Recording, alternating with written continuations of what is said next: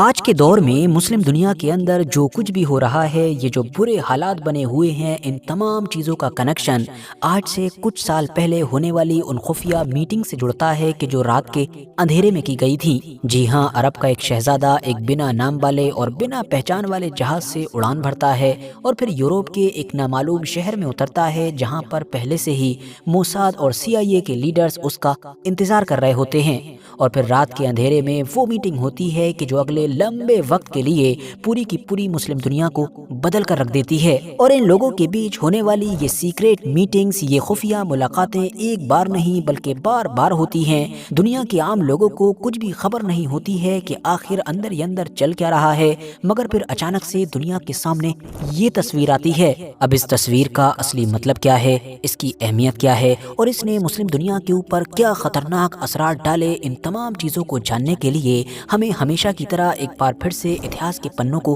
پلٹنا ہوگا۔ تو دوستو، آج سے لگ بھگ 70-75 سال پہلے 1948 میں جب ویسٹرن پاورز اور مینلی برٹن کی مدد سے فلسطینیوں کی زمین پر اسرائیل وجود میں آیا، تو صرف اسرائیل ہی وجود میں نہیں آیا تھا، بلکہ وہاں سے پھر فلسطینی لوگوں کی پریشانیوں کا بھی سلسلہ شروع ہوا تھا۔ فوراً ہی سب سے پہلے تو لگ بھگ 7.5 سے 8 لاکھ فلسطینی لوگوں کو اپنا گھر بار ہمیشہ کے لیے چھوڑنا پڑا تھا، اور غور کرنے والی بات یہ ہے کہ اس لمحے میں فلسطینی لوگوں سے صرف ان کی زمین یا گھر ہی نہیں چھینا گیا تھا، بلکہ ان کا اتہاس، ان کی پہچان، ان کے باپ داداؤں کی قبریں، ان کے زیتون کے باغ، ہر چیز چھینی جا رہی تھی۔ اب ظاہر ہے وہی ہوا کہ جس کی پہلے سے لوگوں نے امید لگائی تھی، مطلب بڑی بڑی جنگوں کا آغاز ہو گیا، کیونکہ آس پاس کے عرب دیشوں نے نہ صرف اسرائیل کے وجود کو ہی ماننے سے انکار کر دیا، بلکہ انہوں نے تو اسرائیل کو ایک سازش اور ایک ایسا چاقو قرار دیا کہ جو ان کی پیٹھ پر ویسٹرن پاورز کی طرف سے دھوکے سے گھونپا گیا تھا۔ اس کے بعد ان عرب دیشوں اور نئے نئے وجود میں آئے اسرائیل کے بیچ ایک کے بعد ایک لڑی جانے والی کئی جنگوں کا سلسلہ شروع ہوا، جس میں سے پہلی جنگ 1948 میں لڑی گئی،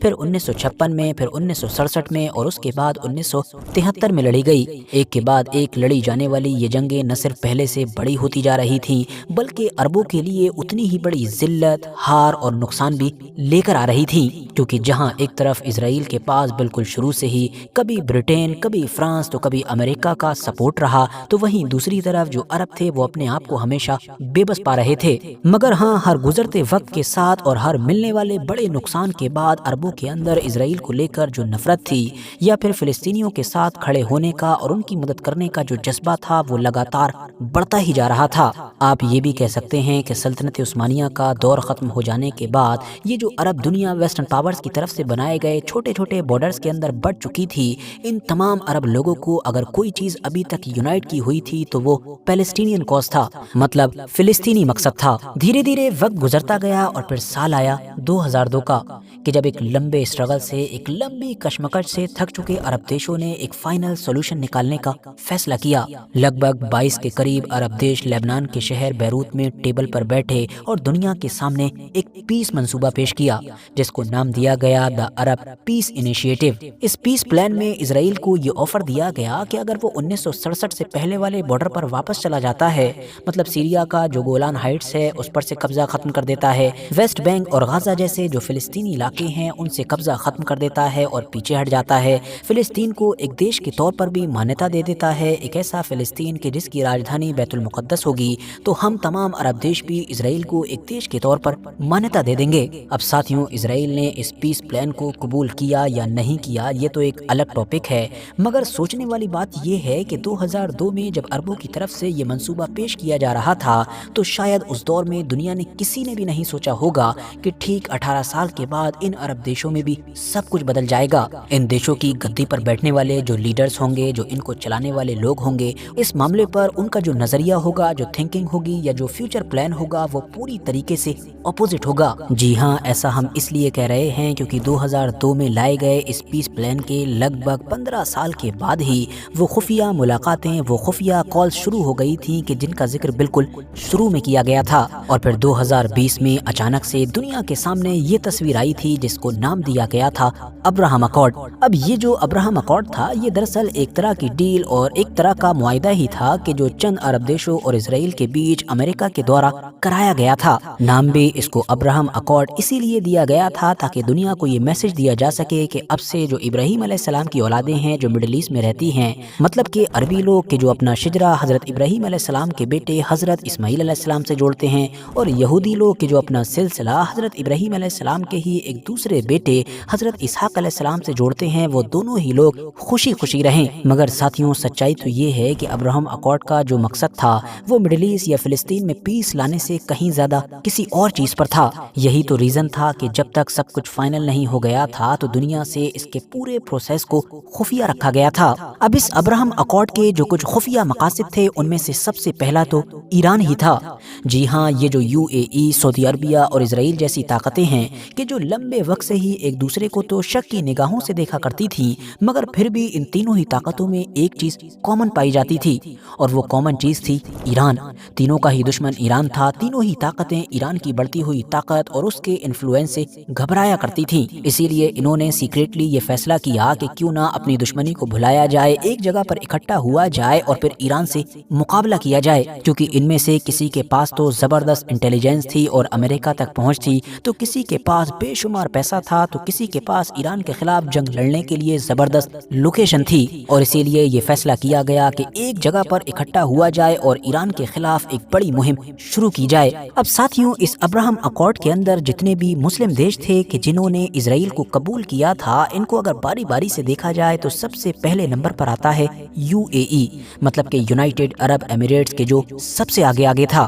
اس کو کیا چاہیے تھا؟ اس کو چاہیے تھے امریکہ کے ایڈوانس ہتھیار اور خاص طور سے فائٹر جیٹس، تاکہ وہ نہ صرف خاص طور سے ایران کا مقابلہ کر سکے بلکہ کبھی وقت آ جانے پر اس بڑے سے سعودی عربیہ کو بھی دباؤ میں لے سکے کہ جس کے لیڈر محمد بن سلمان سے UAE کے لیڈر محمد بن زائد النہیان کی ہمیشہ کولڈ وار چلتی ہے۔ اس کے علاوہ UAE کی خواہش امریکہ میں اپنا کچھ انفلوئنس بڑھانے کی بھی تھی۔ دوسرا نمبر آتا ہے پاس ہی میں موجود بحرین کا کہ جو ایک چھوٹا سا ٹاپو ہے، مطلب سائز حد سے زیادہ چھوٹا ہے، پوری طریقے سے سعودی عربیہ کے انفلوئنس میں رہتا ہے، بلکہ اس کی پوری فورن پالیسی چلتی ہی سعودی عربیہ کے اشارے پر ہے۔ تو وہ اس ابراہم اکارڈ کے اندر صرف اور صرف سعودی عربیہ کی جگہ پر تھا، کیونکہ سعودی عربیہ مسلم ورلڈ میں ایک سمبولک پوزیشن رکھتا ہے۔ اچانک سے اس کے لیے اسرائیل کو ایسے قبول کر لینا ممکن نہیں تھا، تو بس اپنی موجودگی درج کرانے کے لیے اپنی جگہ پر بحرین کو اس ابراہم اکارڈ میں رکھا گیا تھا، تاکہ بعد میں جب صحیح وقت آئے گا تو سعودی عربیہ خود بھی ڈائریکٹلی اور بالکل اوپنلی اس کو جوائن کر لے گا۔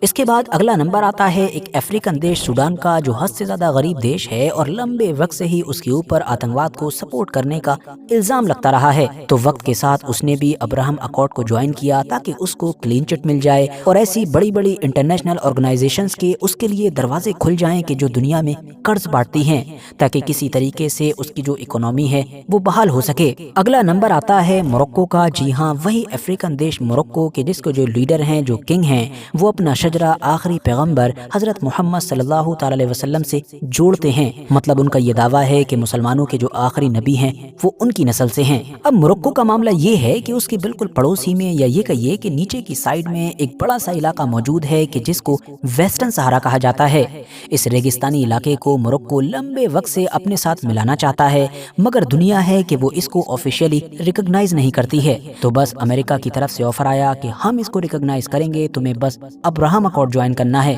لہٰذا موروکو نے ابراہم اکارڈ جوائن کر لیا۔ اب آپ لوگ سوچ رہے ہوں گے کہ ان تمام دیشوں کو تو ابراہم اکارڈ جوائن کرنے کے بدلے میں امریکہ کی طرف سے کافی کچھ ملا، مگر انہوں نے کیا دیا؟ کیونکہ ہم جانتے ہیں کہ اس دنیا میں کوئی بھی چیز فری نہیں ہوتی ہے۔ تو جی ہاں، ان تمام دیشوں کی طرف سے بھی امریکہ اور اسرائیل کو ایک چیز دی گئی تھی، اور وہ چیز تھی فلسطین۔ جی ہاں، پیلسٹینین کاز، وہ مقصد کہ جو ان کے باپ دادا، ان کے لوگ، ان کے پرانے لیڈرز پچھلے 70-80 سال سے اپنے ساتھ لے کر چل رہے تھے، اور کسی بھی حالت میں اس معاملے میں کمپرومائز کرنے کے لیے تیار نہیں تھے۔ مگر اب چند مہینوں کے اندر ہی، بلکہ یہ کہنا بہتر ہوگا کہ چند ہفتوں کے اندر ہی، پچھلے 70-80 سال کا اتہاس پوری طریقے سے بدل چکا تھا۔ مگر اصلی کھیل تو اب شروع ہونے والا تھا، کیونکہ ابراہم اکارڈ کے بعد اسرائیل کو اس بات کا یقین ہو گیا تھا کہ وہ اس پورے علاقے میں پوری طریقے سے آزاد ہو چکا ہے۔ مطلب اس علاقے کے جتنے بھی اثردار عرب دیش تھے، ان سے اسرائیل یا تو کھلے عام ہاتھ ملا چکا تھا یا اندر ہی اندر ہاتھ ملا چکا تھا، تو وہ اس کے کسی بھی قدم پر اب کوئی بھی آبجیکشن نہیں کرنے والے تھے۔ اور اس چیز کا ثبوت پہلی بار 2023 میں دنیا کو دیکھنے کو بھی ملا کہ جب غزہ کے اندر اسرائیل نے کھلے عام قتل عام شروع کیا۔ غزہ کے اندر اسرائیل نے جو کچھ بھی کیا، اس کی جتنی بھی کڑی نندا ہوئی یا پھر اس کو روکنے کی جتنی بھی کوششیں ہوئیں، وہ عرب دنیا سے کہیں زیادہ वेस्टर्न वर्ल्ड के अंदर हुई। और फिर असली चीज़ तो जून 2025 में देखने को मिली कि जब इसराइल ने फाइनली वो कदम उठाया कि जिसके लिए ही इतने सालों से ये सारी तैयारियां की गई थी, मतलब कि ईरान के ऊपर हमला किया। हालांकि इसराइल को कुछ खास कामयाबी तो नहीं मिल सकी, क्योंकि 12 दिन के अंदर ही इसराइल को अमेरिका से रिक्वेस्ट करवा कर और बीच में लाकर सीज फायर करवाना पड़ा। मगर हाँ, इस जंग के बाद फिर ईरान ने बहुत कुछ सीख लिया था। और ईरान ने क्या कुछ सीखा था उसका पता फरवरी 2026 में उस वक्त चला कि जब इसराइल और अमेरिका एक बार फिर से हमला करने आए। दरअसल ईरान ने जून 2025 वाले पहले हमले से जो सीखा था वो चीज ये थी कि अगर हमारे ऊपर जंग हो ही रही है तो क्यों ना इस जंग को उन तमाम लोगों पर ही मुसल्लत कर दिया जाए कि जो ऊपर से तो न्यूट्रल होने का दिखावा करते हैं या साइलेंट रहते हैं, मगर अंदर ही अंदर हमारे खिलाफ इस जंग में पूरी तरीके से साथ होते हैं। यहाँ पर बात हो रही है यूएई, बहरीन और इस तरह के आसपास में मौजूद अरब देशों की। इसीलिए हमने देखा कि जैसे ही ईरान के ऊपर हमला हुआ तो इस बार उसने इन तमाम ही देशों को इस जंग की चपेट में ले लिया। ईरान की इस रणनीति ने जबरदस्त तरीके से काम भी किया, क्योंकि इसराइल और अमेरिका जैसी ताकतें कि जो ईरान के मुकाबले में कई गुना ताकतवर हैं, वो पूरी दुनिया में और खासतौर से मिडिल ईस्ट में बढ़ते हुए इकोनॉमिक लॉस की वजह से चंद दिनों के अंदर ही घुटनों पर आ गई और चाहते और न चाहते हुए भी इस जंग को रोकना पड़ा। अब Iran versus America and Israel की इस जंग का फ्यूचर क्या होगा, हालात किस तरफ जाएंगे, ये तो भले ही अभी ना पता हो, लेकिन ये बात सबको क्लियर पता है कि इस जंग के जो सबसे बड़े लूजर हैं वो यही अरब देश हैं। और इनमें भी खासतौर से यूएई मतलब कि यूनाइटेड अरब एमिरेट्स,